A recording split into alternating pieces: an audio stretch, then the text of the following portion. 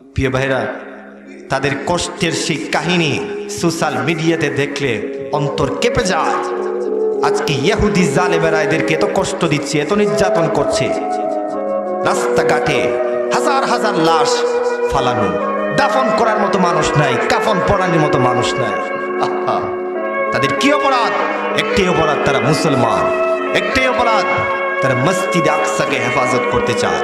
কালকা দেখা চোখে জল এসে গেছে একটা জিনিস, ছাদের উপর থেকে একজনে একটা টুকরা ফালা, এমনি নিচে 20-25 জন ব্যাগলে দাঁড়াইতে হয়, একটা টুকরা মাটিত পরে পরে কারাকারি লাগে।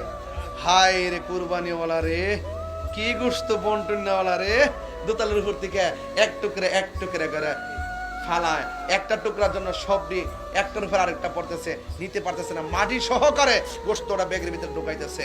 হায় রে জগৎ, হায় রে জিন্দেগি। আমি মনে করি ব্যাগ নিয়ে ফাতার আগে